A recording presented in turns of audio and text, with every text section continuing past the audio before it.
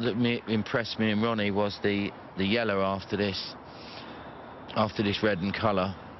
This yellow here, he could quite easily play a safety shot, but he's took the ball by the horns, trying to make something happening because he's struggling. Gone in, great shot.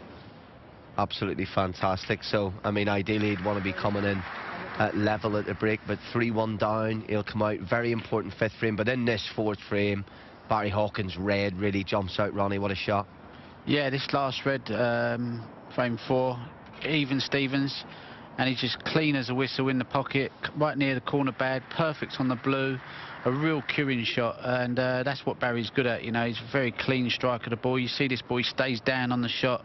The cue's not going up in the air, it's parallel to the cloth of the cue, and you know, he gets a lot of bite in the ball, which makes him a great striker of the ball, which gives him a lot of consistency. Yeah, he's all business, isn't he? And we were watching from the wonderful position we have in the studio, and you guys were pointing out just how methodical he is, Jimmy, in every shot he takes. It's almost professorial in how he does the same thing every time. Yeah, he's got a really good pre-shot routine, and he's got a very straight action, and that's why he hits the ball, you know, they go in the middle of the pockets. Most players, I mean, Ronnie, talk to me about sort of that process for you, because you're so fast. Does it change every time? Well, if you look at Barry here, you know, he's very square to the ball. You know, the cue's very parallel. Watch his body; it doesn't move. He stays down on the shot, and it's a bit like a golfer. You have to complete the shot. It's about the backswing and finishing the swing, and Barry does that as well as anybody in the game. Yeah. What about yourself?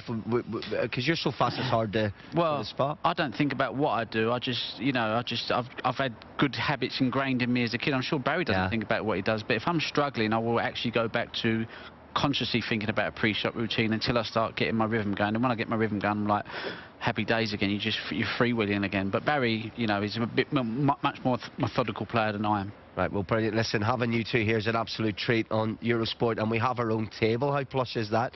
So, Jimmy, Ronnie, you bad boy, you don't want to know. Jimmy, talk us through a little bit more about sort of that process.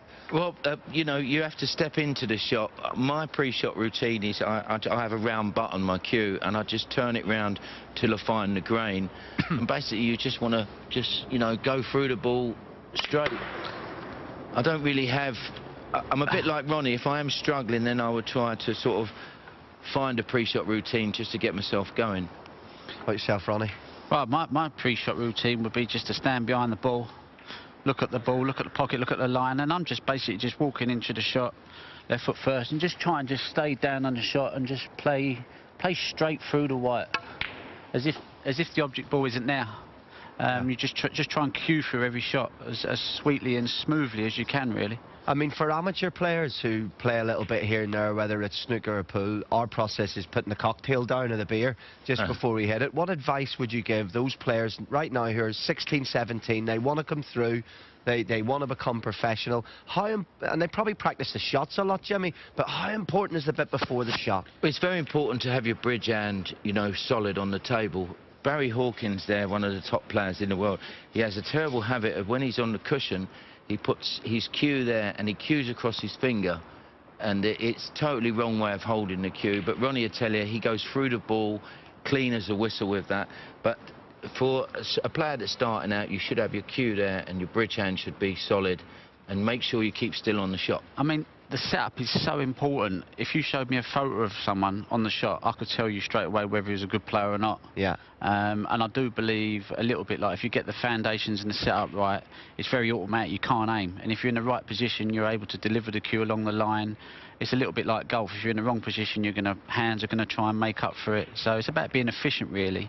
And Barry, John Higgins, Judd Trump, Neil Robertson, they're experts at that. You know, Selby probably would have a little bit more of a difficulty on his setup, but he makes up for it through his technical play and his nous around the table. So, you know, it doesn't have to be all about technique, but as a snooker player, to be efficient, it's about getting in the right position to allow the cue to be delivered on a straight line. It's interesting the amount of times you guys use the golf comparison. I was watching a piece in Rory McIlroy's swing, and they were saying this guy's going to play for 15 years longer than some other players because it's so classic and effortless and doesn't put pressure in the body. Is there a comparison with snooker in terms of when you're playing a long tournament, a long format, in terms of it being effortless, in terms of being classic?